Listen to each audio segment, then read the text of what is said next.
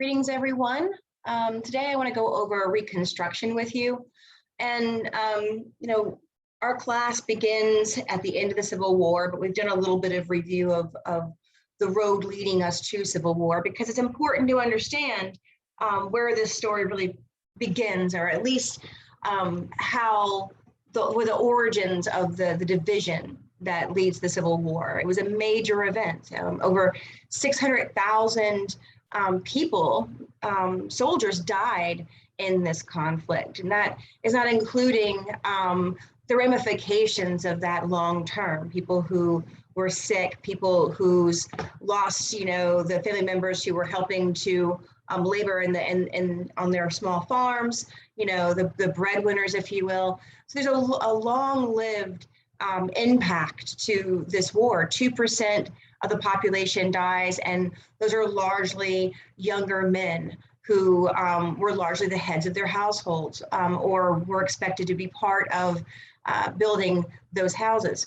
So it's important to think about the ravages of the war beyond the toll of death. When a battle occurs on a field, there is destruction. If you were raising crops, those fields are going to be ruined. If a battle happened in your backyard, more than likely the military will come and take over your house and require the resources of your home. So there's just a lot of ways in which people were impacted. In the long term, to the infrastructure. From the images here, we see the broken buildings that were peppered along these battlefields from anywhere from the northern part of Florida, really, all the way into Pennsylvania. So there's a large impact here to the physicality and the psychology, and the psyche, rather, of the nation. And the federal government after the Civil War is tasked with addressing some questions, like how do we deal with these rebelling states that are now, seeking to have full statehood reinstituted for themselves? What about these 4 million newly freed people, largely kept from education and learning to read, prior to this moment, largely people who have no equity and have been, again, enslaved for their entire lives and for generations? What do we do to help those people get to a place of equity? And then how do we rebuild? What does rebuilding look like in the South and in the middle part of the eastern part of the country? And so all of that is going to be part of this first effort, this Reconstruction effort that occurs between 1865 and 1877. And largely that is led by the radical Republicans that are in Congress at that time.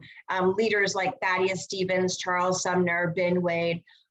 These were Republicans who believed that equality was important under the law, and sought to expand those protections immediately after the Civil War. And part of the first push right after the war was to create a one-year relief program called the Freedmen's Bureau. It was an idea that had come out earlier in the war, when newly freed people were finding their way into the North. And there were people like Representative T.D. Eliot of Massachusetts, who was saying, okay, what are we going to do to protect and support these newly freed people?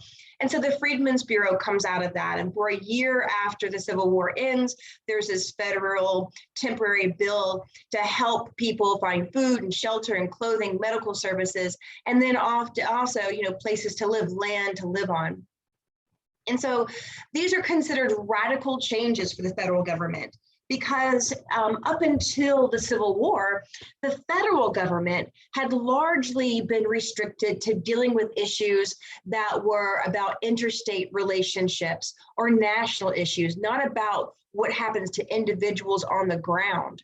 But the radical Republicans proposed the 1866 Civil Rights Act, which will declare all persons born in the United States with exemption to Indigenous people to be citizens. And that exemption for Indigenous peoples comes from a trio of cases, Supreme Court cases out of the 1820s, when Andrew Jackson was president, and the Cherokee Nation was attempting to enforce their sovereignty as defined under our Constitution. And slowly through these three court cases, the Supreme Court reduces the Indigenous sovereignty status to that of a sovereign dependent nation, one that is not really separate and equal, but yet one that does not have representation, because Indigenous peoples were considered to be sovereign when it came to their right to, build their own government, but their government was underneath the umbrella of the US government and had to follow those paradigms. Indigenous peoples weren't taxed, but they also had no representation in Congress. And so at this period of time, we see the radical Republicans seeking to create those citizenship rights for African Americans. And this federal change and focus really kind of challenged the traditional narrative of federalism. Article 1, Section 8 of the Constitution defines what kind of powers Congress has. And as Congress was seeking to expand these new understandings of equal protection, they sought also to go beyond just creating congressional law to creating constitutional amendments. And Article 5 of the Constitution tells us that for an amendment to be made to the Constitution, something to be added or taken out of the Constitution, you have to have 2/3 of Congress in agreement, and then 3/4 of the states must agree. And so at this moment in time, the federal government is attempting to push forward amendments and make the acceptance of those amendments as part of the expectations that newly re-entering states will agree to. So if you're in Tennessee and well, not Tennessee because that was an exception, but if you were in Georgia and you're like, hey, we're Congress people, we want to come back and be full members of the United States, part of what you have to agree to is the 13th, the 14th, and even possibly the 15th Amendment. So that was, one of the issues that the Constitution, one of the constitutional issues that the federal government was attempting to deal with. Also, Amendment 10, which is the last amendment of the Bill of Rights, the original amendments to the Constitution upon ratification back in the 1870s. Article 10 says anything that's not enumerated or laid out as a federal power resides with the state. So state power includes things like public safety and marriage law and establishing schools, because those are things that are intimately engaged in the people's lives. Whereas the federal government largely is required to to the powers of coining money, of establishing post office, dealing with interstate issues, things that deal with more than one state. And that's how we have a balance of federalism. There are some shared powers as well that come out of this. But now we see a changing role in government. Federal government is now going to have a direct contact with average citizens that did not exist before. And what that looks like is the federal government saying, hey, people, right, are all free unless they're convicted of a crime. Slavery is outlawed. No state can have slavery anymore. The 14th Amendment says that people must be treated equally under the law, right? People born in the US are citizens, and states cannot violate citizens' rights. Equal protection of the law must be recognized. And the 15th Amendment says that writing cannot be restricted or denied based upon race. And so the question, also is what to do about these rebelling states. And Lincoln had a plan, and it was a pretty moderate plan. It was like once 10% of the state voters pledge loyalty and agree to emancipation, there'll be no vengeance, no revenge, and pardon will happen for all Southerners except for the highest ranking Confederates. And so that was really the beginning of a moderate step forward. But the radical Republicans, they weren't satisfied with that. They wanted to punish the leaders. They wanted to destroy this race dynamics in the South. They wanted stricter expectations for the reentry of these Confederate states to the Union. And so they wanted also high-ranking officials to be stripped of their citizenship to ensure that they could not hold office and that they could not wield power like that again. But it became the fact that Abraham Lincoln was assassinated. Abraham Lincoln, once again, attempting to strike a moderate pose during his reelection in the Civil War, had brought in as his vice president Andrew Johnson, who was a Southern sympathizer. And so when Abraham Lincoln was assassinated, Johnson then took the presidency, right? Then became president and began to issue proclamations benefiting Southern interests, offered pardons to, those generals of the Confederacy, relinquishing their properties to them, handing free range of local affairs to those same people who had instituted slavery. And so as we move forward, the radical Republicans realize they have a tougher road because, Johnson was quoted as saying, "This is a country for white men. And by God, as long as I am president, it shall be a government for white men." And so we have a diametrically opposed situation between the president and the executive branch and those leaders in the majority in the legislative branch of Congress.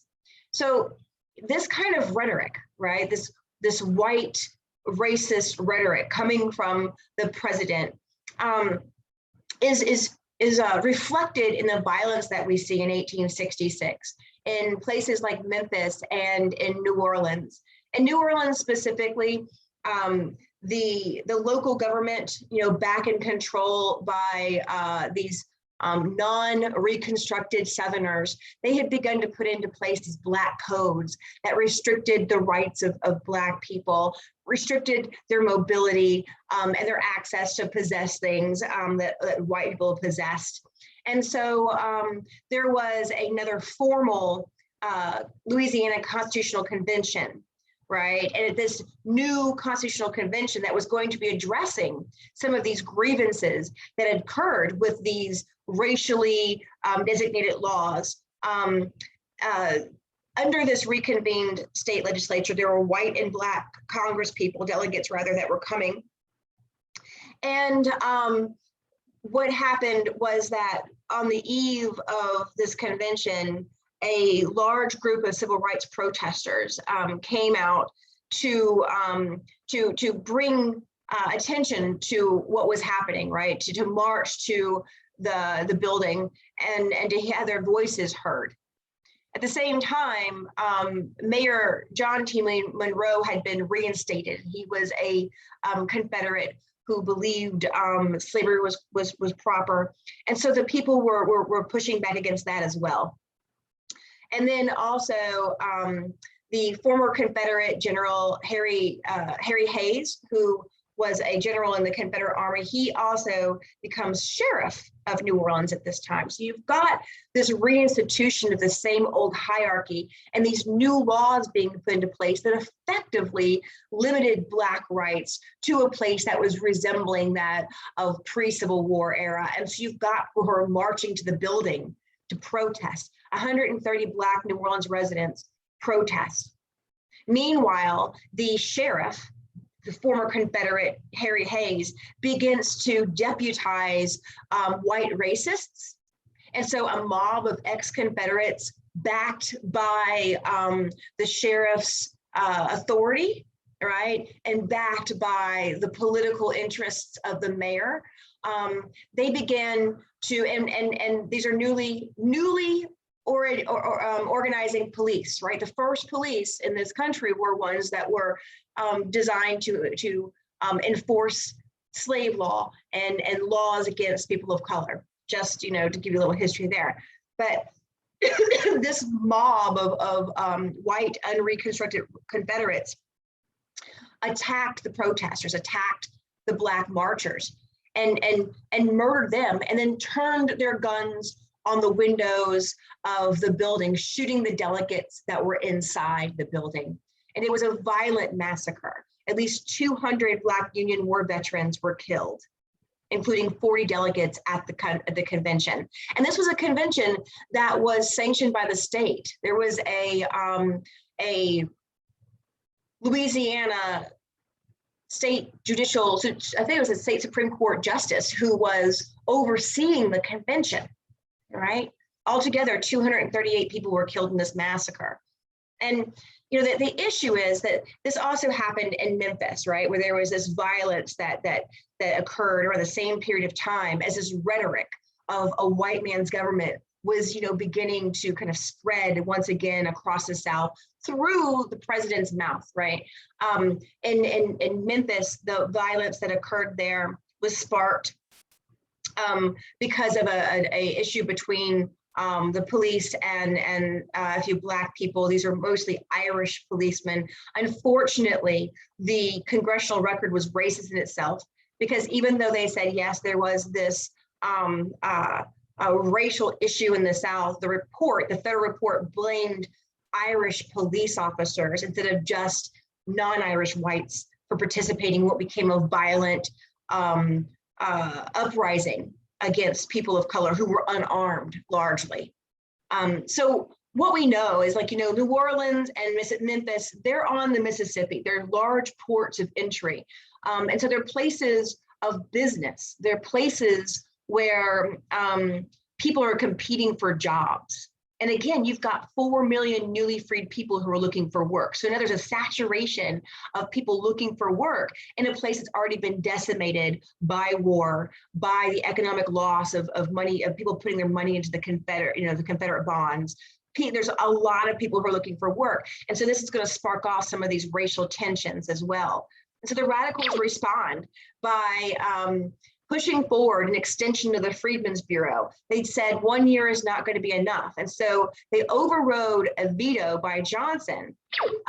Johnson also attempted to veto the Civil Rights Act that said everyone was a citizen. Our president was fighting against that idea, right? But the Freedmen's Bureau was enacted. And the 14th Amendment, which would then ratify the Civil Rights Act of 1866 into the Constitution, that also is going to pass. Meanwhile, there's a militarization occurring in the South.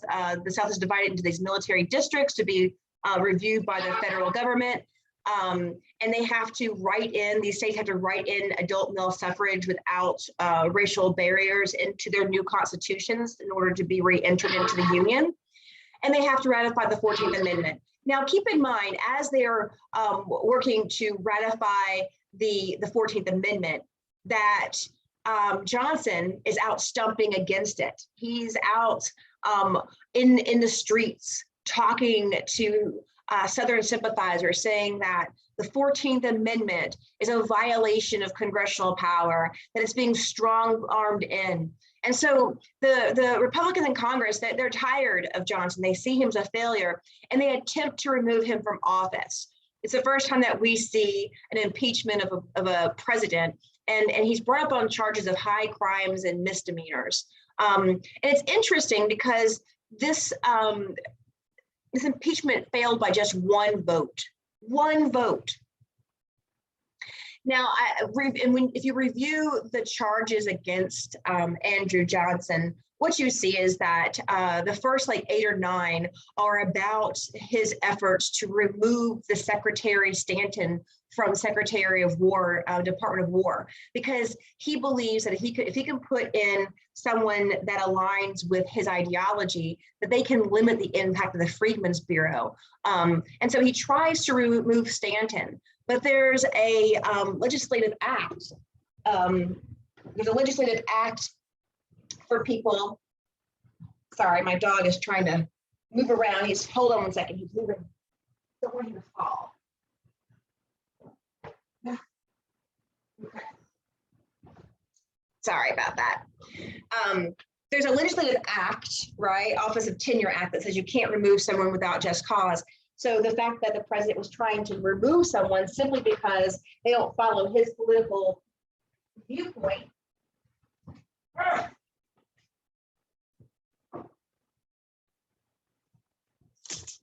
Okay. Just because they weren't following his political viewpoint was seen as a high crime by the radical Republicans. They also brought charges against him for incendiary language used during those stump speeches. So for 3 months during the fall, before the ratification of the amendment, Johnson was out in the streets in what he called the swing around tour, giving these speeches that were basically just attacks against Congress. And in one speech, it was recorded that he had said, "We have seen this Congress pretend to be for the Union when its every step and act tended to perpetuate disunion and make a disruption of states inevitable. We have seen Congress gradually encroach step by step upon constitutional rights and violate day after day and month after month fundamental principles of the government. We have seen a Congress that seemed to forget that there was a limit to the sphere and scope of legislation. We have seen a Congress and a minority assumed to exercise power which, if allowed to be consummated, would result in despotism or monarchy itself. I mean, a clear attack on Congress. Furthermore, he talked about New Orleans, and he said, you know, if you look at New Orleans and trace it back to its sources and its immediate cause, quote, you will find out who was responsible for the blood that was shed there. If you will take up the riot of New Orleans and trace it back to the Radical Congress, you will find that the riot at New Orleans was substantially planned. So he's saying now that Congress, right, that it wasn't the white racist deputized by a former Confederate put in a sheriff to block this legitimate reconvening of the Louisiana legislature, one that was reconvened to address the Black codes, right, under the supervision of a judiciary observer. Andrew Jackson is out in the streets lying and saying that, in fact, when you read the speeches that were made and take up the facts on the Friday and Saturday before the convention sat, you will find that speeches were made incendiary in their character, exciting that portion of the population, the Black population, to arm themselves and prepare for the shedding of blood.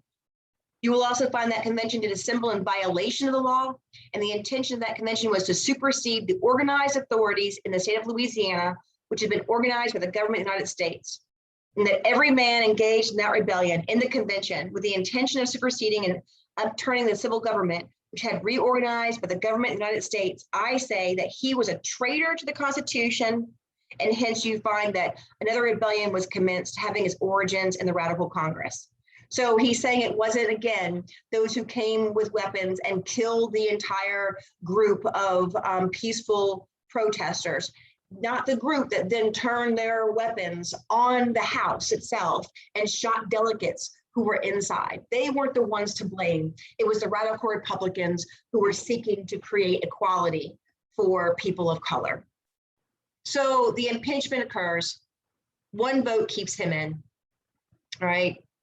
And so what we see here is a new era.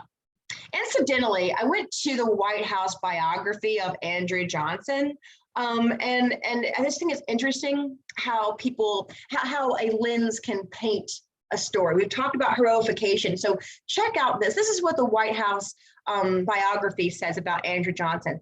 With the assassination of Lincoln, the presidency fell upon an old-fashioned Southern Jacksonian Democrat who pronounced states' rights views.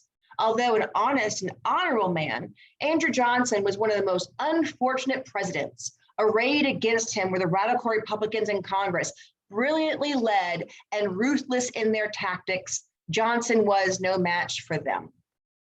So I'll let you come to your own conclusions on what this is supposedly saying from the White House. The South is readmitted to the United States by 1870.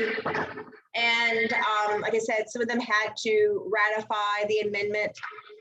The Reconstruction Constitutions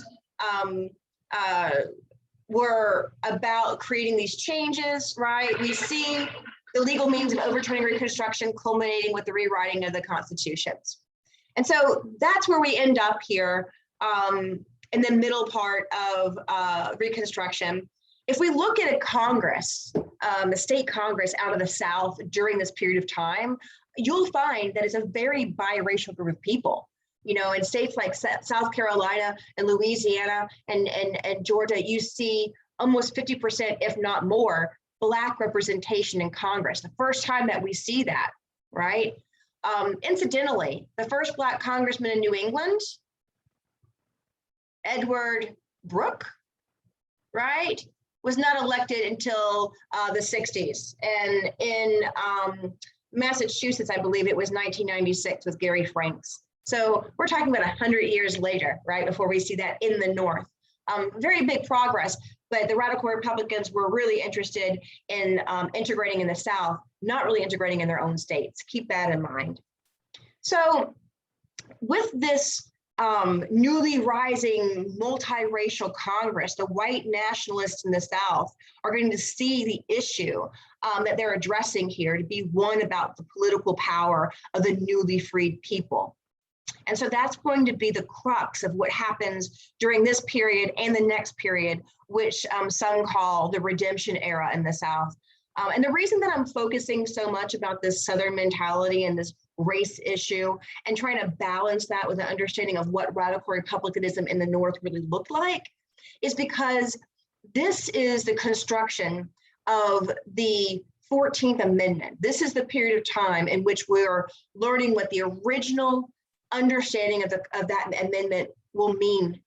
And the 14th Amendment, while it begins originally as an attempt to protect the rights of former slaves and free Black people, right? It'll become much more than that. And just last summer, our Supreme Court said that the idea or the protected class of gender, right? Equal protection means that gender also protects sexual orientation and gender identity from discrimination in public places.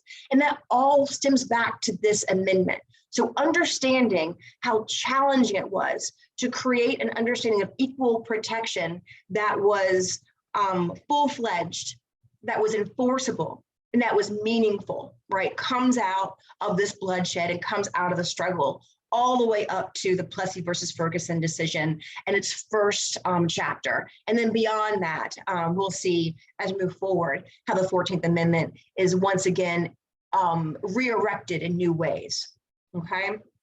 So the 14th Amendment, no state shall deny any person within its jurisdictions of equal protection. But this says no state, not just people, right? Does it only apply to state governments then? What does equal protection really mean? And so that is going to be a question that has to be addressed. With the 15th Amendment, we see just Black men gaining access to this right to vote. Women were seeking this right as well, right? They had come forward asking and demanding their rights. In 1848, they organized in Seneca under the leadership of people like Elizabeth Stanton and with the support of people like Frederick Douglass to say women's rights must be civil rights and everyone should have the right to vote. But when the 15th Amendment came out, and it was an argument that was occurring between the women's rights movement and the African American movement, that unification of these two groups splintered. The federal government, the radical Republicans, they could have pushed for women and Black men, right, to have the right to vote. But perhaps they didn't believe that it would succeed if you were engaging everyone. Or perhaps it was understood, right, that was a powerful political bloc that would be erected that could even challenge their own power. I'm not sure. It's a conversation that would require much more thorough evaluation of congressional records than I've done at this time. But I'll tell you what I do know. Elizabeth Stanton, right, when the 15th Amendment was going to be ratified solely for men, said, in fact, if you will not give the whole loaf of suffrage to the entire people, give it to the most intelligent first. If intelligence, justice, and morality are to have precedence in the government, let the question of the woman be brought up before that of the Negro, and that of the Negro last, right? That's a tough blow to that unified front. But Frederick Douglass was no better. He says, the assertion of the right of a woman to vote meets nothing but ridicule. There is no deep-seated malignity in the heart of the people against her. Yes, women who, for so long were considered not much more than property, white or Black. But name the right of the Negro to vote, all hell is brought loose, right? They are sisters, mothers, wives, and daughters of our rulers, but the Negro is loathed, right? He is property. And so what happens here, what we see here, is a group of people that had a shared common experience and identity of interest, being splintered and broke, right? Being divided by the use of giving one group just a little bit more power. And we see this over and over and over again through history, right? Victims will victimize others. And it's important to understand that, not so that we can lay blame, but that we can understand the devices of division. so that we can understand the devices of division that are at work in our government and in our spaces against ourselves, so that we can unify and move past these techniques that keep us apart. Howard Zinn said, my point in the first chapter of A People's History, where he talks about Columbus and Columbus's landing in the Bahamas and the eradication of the Arawak Nation, that bloody, sad event. And he says, I know this is not the history you've been taught. I know this is hard to hear, right? But he says in that first chapter, my point is not to grieve for the victims and denounce the executioners. Those tears, that anger cast into the past, deplete our moral energy for the present. And the lines are not always clear. In the long run, the oppressor is also a victim. In the short run, and so far, human history has consisted only of short runs, the victims themselves, desperate and tainted with the culture that oppresses them, turn on other victims. I'm going to stop there right now, but this is an introduction to Reconstruction. And the next part of this conversation, we will talk a little bit more about what Reconstruction looked like in practice.